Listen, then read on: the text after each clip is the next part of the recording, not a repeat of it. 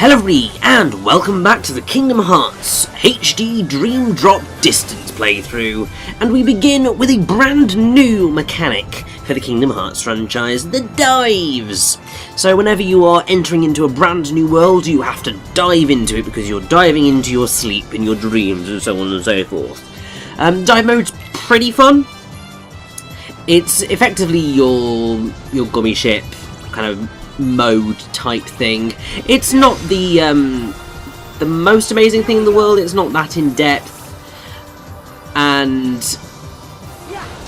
it can be a little bit of a pain in moments, but it's one of those things where you do gradually begin to understand its different quirks, shall I say.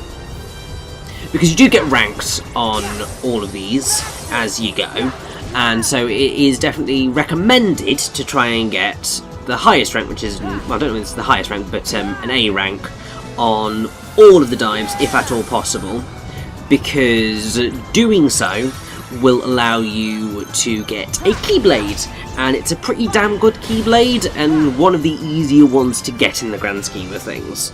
So it's something that, if you get the chance, definitely do go back through these, try them again and again and again until you can get those A ranks, because also in getting an A rank you get some damn good prizes out of them, like commands and all sorts, so it's definitely recommended. But oh, look where we are, we're in Traverse Town.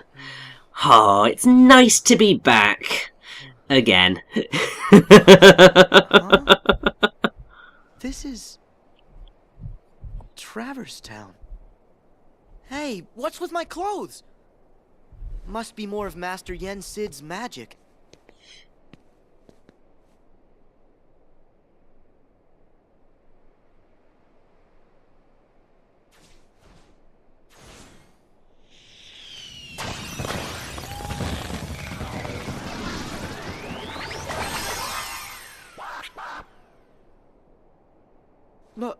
What happened to Riku? Riku! Hello? Riku! Shut it. Huh? Talk about noise. Ah!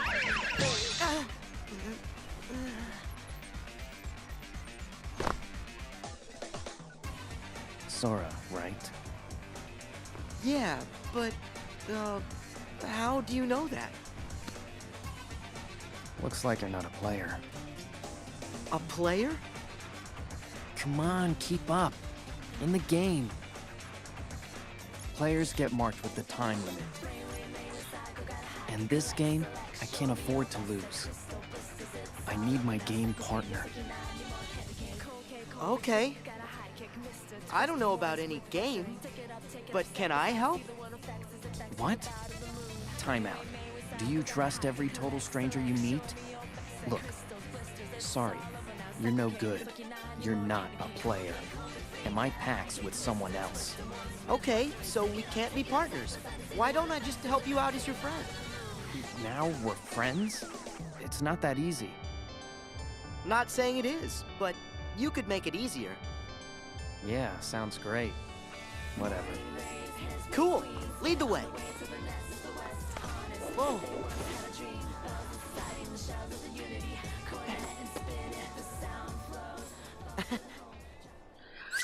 So yes, I mean, already, like, oh my god, the world ends with you characters in this game, like, oh my god.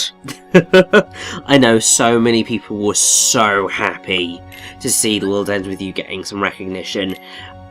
Admittedly, when I first played the game, I knew of the world ends with you. I knew that it was pretty well loved, but I'd never gotten the chance to play it. And funnily enough, as I am doing this very commentary right now, I am finally now getting to experience The World Ends With You via the final remix on the Switch, which is not necessarily the best port from what I can gather, but it is doing the job, and it means I'm finally getting to experience the characters and the style of The World Ends With You, which does make me quite happy. The reason that they're actually here in Dream Drop Distance is because so the game was created with the same development team that worked on Birth by Sleep, which is why there are quite a few similarities in the gameplay style and so on and so forth. But also included part of Square Enix's first production department. Since it contained members who worked on The World Ends With You, the group decided to use characters from that game to replace the Final Fantasy characters that are more commonly seen in Kingdom Hearts. And I think that works because ultimately Dream Drop Distance is a very... It's a quirky game within the franchise. And it is one that is very different, and I feel that having that that change in franchise here works quite nicely. And we do get a lot of tutorials throughout the start of the game, but there are a lot of new concepts that get introduced here. So combat, obviously you need to sort of get yourself back into the flow of things. Flow motion is sort of one of the key things in Dream Drop Distance in terms of increasing your movement abilities. I have to say, thank God, because one of the biggest criticisms that I think I've always had for the Kingdom Hearts franchise is that your kind of platforming movement abilities has always been pretty poor in the grand scheme of things. And so having the flow motion, which it can be a little bit finicky at times, it can be a little bit overzealous. It has led to areas being perhaps a little bit too big for their own good, but it is certainly effective. The other thing is the reality shifts, which are effectively special moves which you can use to attack enemies, open up new things. It's really quite cool. Some reality shifts are better than others, but you take what you can get. And right here we are introduced to the Dream Eaters, who are both our enemies and our allies throughout Dream Drop Distance, which is another quite divisive thing about the game. Yeah, I would say if there's one thing that I can say about Dream Drop Distance is it's divisive. Just continue with the D trend in everything. It makes sense. Because yeah, some people like the Dream Eaters, other people think, well, they don't like them. And it is a lot down to design, because they are very goofy looking, I suppose. Some of them are really quite cute. Well, actually, a lot of them are really quite cute. And they can also get quite gaudy, far more so than any of the Heartless or Nobodies have ever been. And so I think a lot of people did feel uncomfortable with that. But hey, these things happen, and we'll, as we progress, get used to how the delightful Dream Eaters appear, and we will just continue to slaughter. If there's an enemy in the way, it is just typical Kingdom Hearts fashion to just kill it. Plain and simple.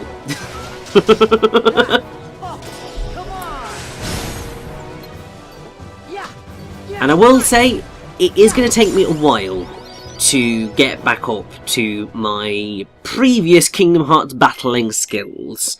Obviously, when I recorded Dream Drop Distance, I hadn't really played a Kingdom Hearts game properly in a little while. I mean, I know that basically I've been doing Kingdom Hearts since Birth by Sleep.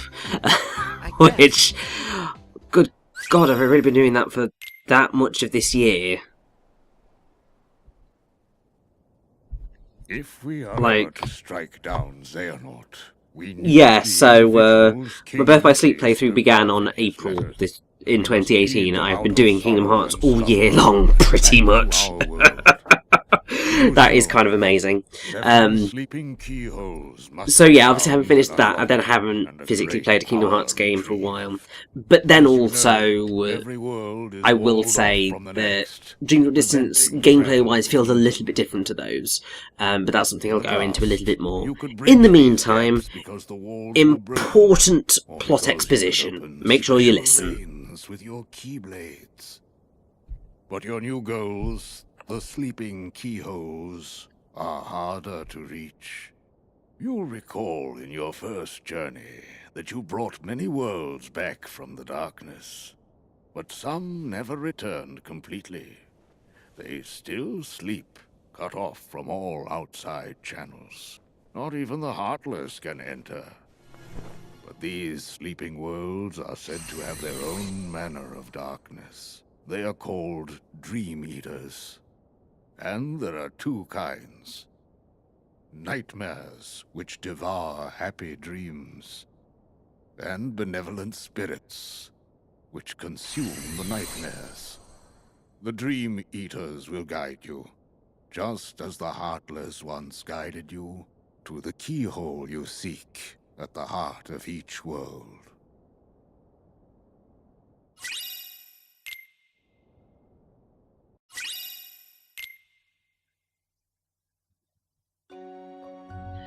So, yes, this is sort of one of the major bits, is, Dream Eaters are both your enemies and your allies. You can create spirits from a recipe, and you can create spirits from just items that you collect.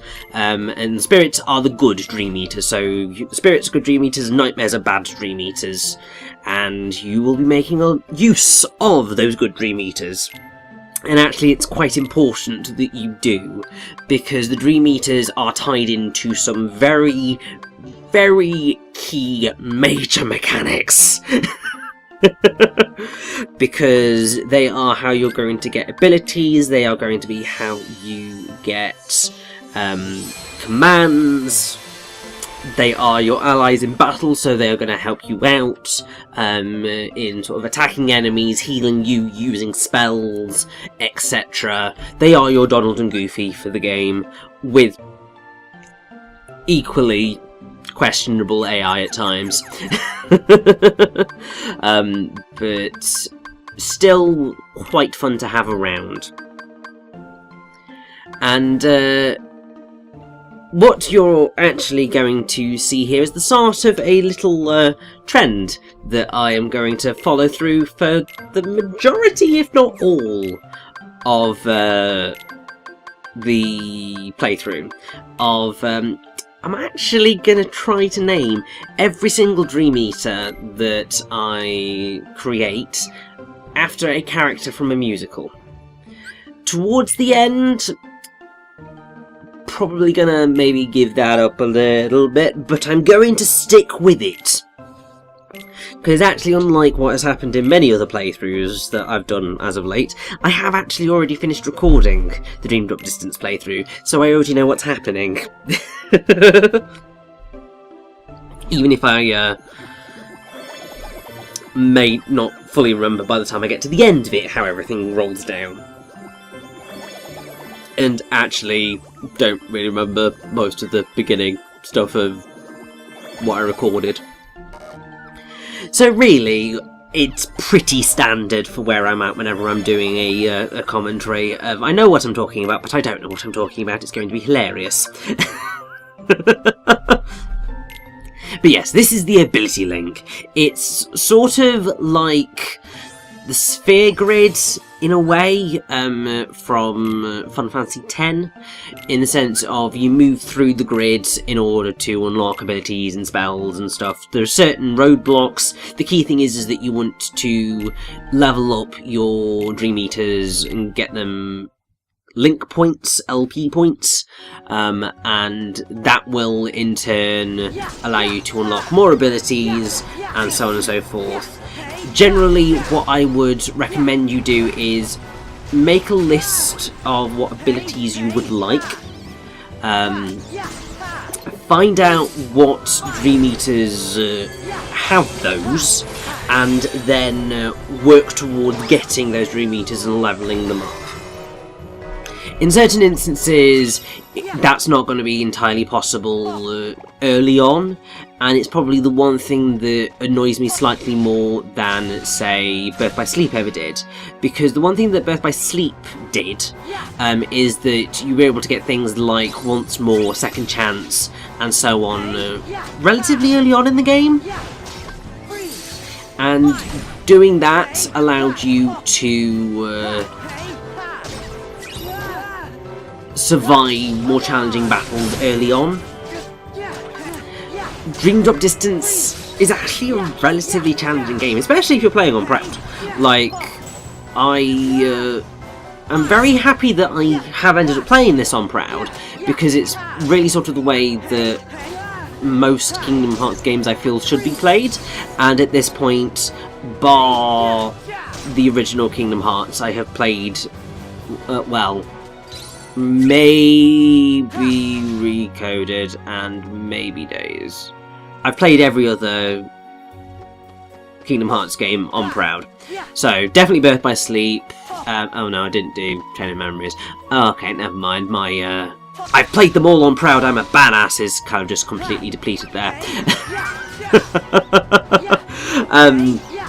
But yeah, it is generally the way that I see the Kingdom Hearts games should be played, and in a lot of instances it's because they well, the secret endings have generally always been locked behind playing on like Proud mode, or at least it's a lot easier to do if you play on Proud mode, and so that is ultimately what I'm running off of as an idea.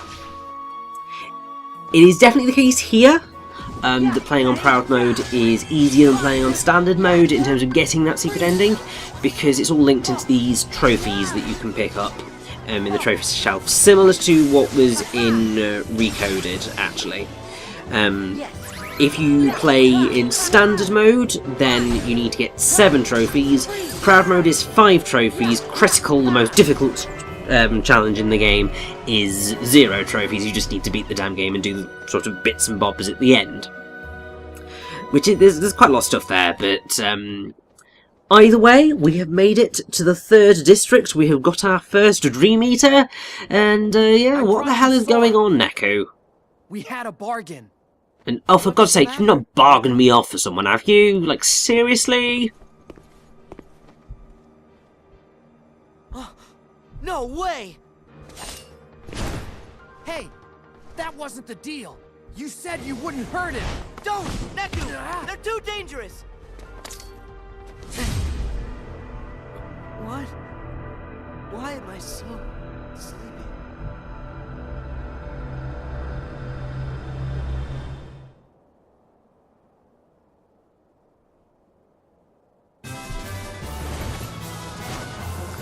And yes, you get so far into the game, and then you drop.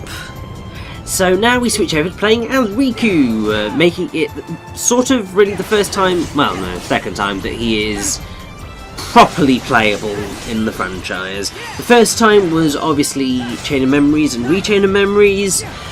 Obviously there was technically the small bit of the final boss of Kingdom Hearts 2. But this is, I would argue, a much more fulfilling story for Riku, because this is really giving him equal footing with Sora, which he hasn't actually had ever. And that's actually really nice, because it's one of the things that I would say is actually really interesting about Dream Drop Distance, is that it does a really, really damn good job of developing Riku's character, and it sort of in many ways goes to prove that Riku, for most of the franchise actually, is a better character than Sora. He's much more perceptive, he's much more interesting to work with and see how he progresses. And I would argue that Dream Drop Distance is ultimately Riku's game more than it is Sora's, and I really like that, actually. I remember we fell overboard after Ursula attacked, and then I think we opened a keyhole. So, this must be one of the sleeping worlds. My Keyblade. It just sort of popped into my hand when I needed it most. Right. It started. Wow. Where's your portal? Huh? It takes something special to jump between grounds without one. Who are you? My name is Joshua. What do you mean, portal? Are we just skipping past the part where you tell me your name? Riku. Hello there, Riku.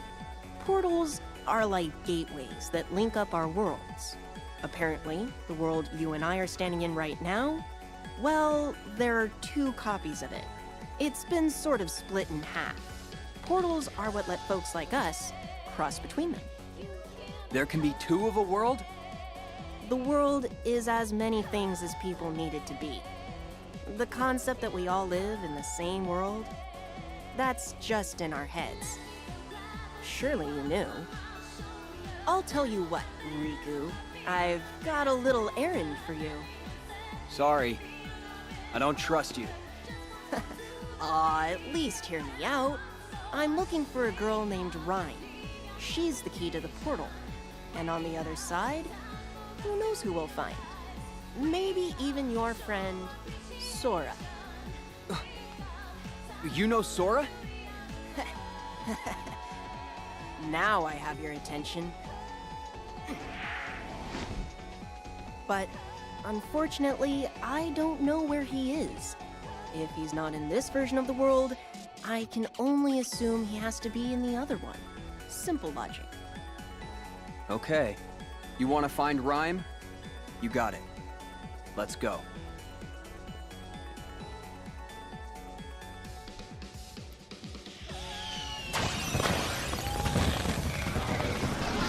So, yes, this is sort of the, as I've been saying before, the main gimmick of Dream Drop Distance is that sometimes you're playing as Sora, sometimes you're playing as Riku.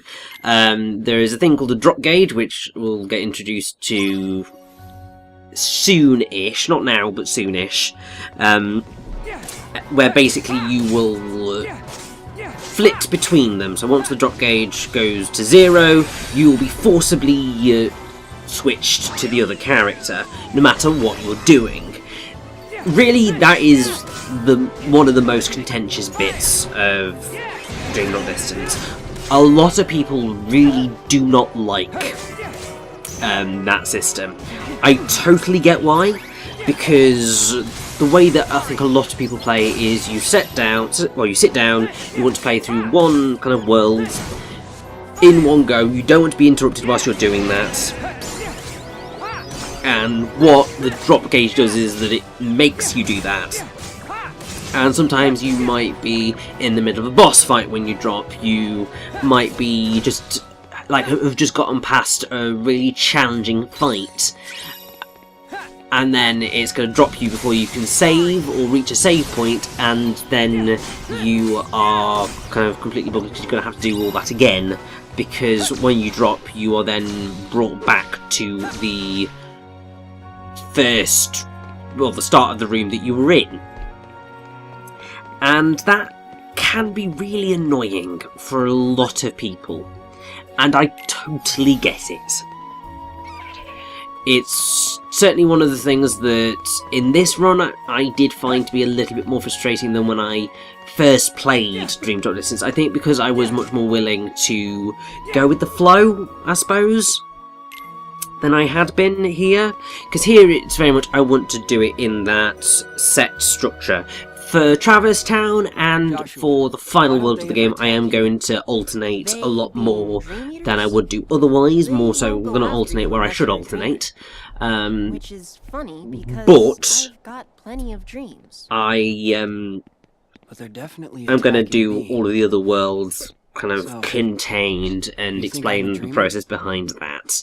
Every human But being is a dreamer. yes, Riku, you are indeed a I dreamer. had a friend once who said he never dreamed of anything, but it turned out that his were the most powerful dreams of all. You sort of remind me of him. Why don't we give your dreams shape?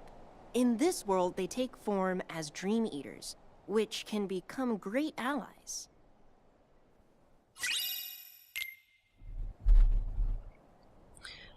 So yes, we get to create Riku's spirit. This is kind of a little bit annoying because you do have to go through these sorts of tutorials twice, even though it's just like, yes, I completely understand how I am meant to create a spirit at this point in time. Thank you, I have already done it once. Because you will start as Sora, you will then move to Riku. There is no real difference in how you're going to be starting this. So I think that it's a little bit ridiculous to make you sit through this tutorial twice. But hey, these things happen. And if you haven't figured out what my initial musical naming scheme is, it is Little Shop of Horrors. Which is delightful, and I love that musical, and I really do wish that one day I could play Seymour in a production of Little Shop of Horrors, because I think it's one that I could really do. I could really be a good Seymour, I think. It's one of the few roles that I think I could actually do. So I would like to at some point, but hey, in the meantime... Just can it, alright? Your inverse psychiatry ain't gonna work. Let's go, Dream Eaters! What? Ugh, man, not cool.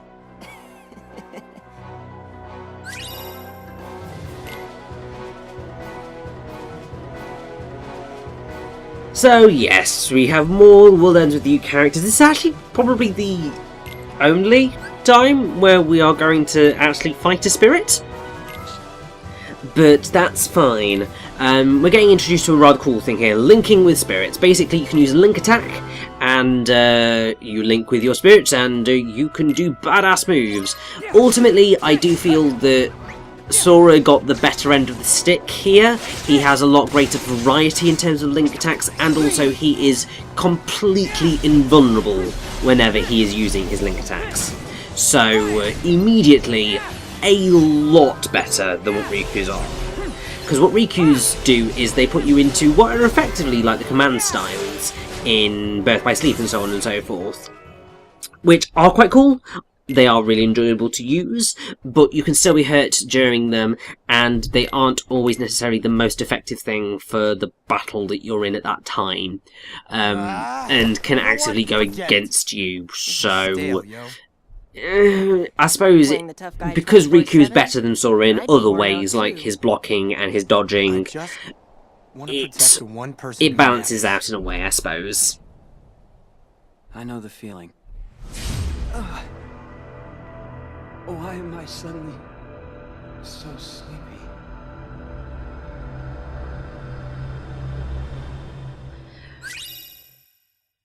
And now we get another flashback to find out more about the Keyblade War. That was my really abysmal Leonard Nimoy impression. I am so sorry. Gift many believe from an unseen power known as Kingdom Hearts. You see, Kingdom Hearts was protected by its counterpart, the Keyblade, so that none could ever lay hands on its mysteries. But in time, the world was overrun by legions who wanted the light all for themselves, and the first shadows were cast upon the land. These warriors crafted Keyblades in the image of the original Keyblade, and waged a great war over Kingdom Hearts. We call this the Keyblade War. But though the war extinguished all light from the world, the darkness could not reach the brightness inside every child's heart. With that light, the world was remade as we know it today, with countless smaller worlds shining like stars in the sky. As for the real Keyblade, it did not survive the battle. The two elements that created it, one of darkness and one of light, shattered into 20 pieces, 7 of light, 13 of darkness. And as for the source of all light, the one true Kingdom Hearts, it was swallowed by the darkness, never to be seen again. As long as it remains there, even the brightest world will have its dark corners. After all, light begets darkness, and darkness is drawn to light. For this reason, some decided to use the Keyblade, a weapon designed to conquer the light, to defend the light instead. These were the first heroes of the Keyblade.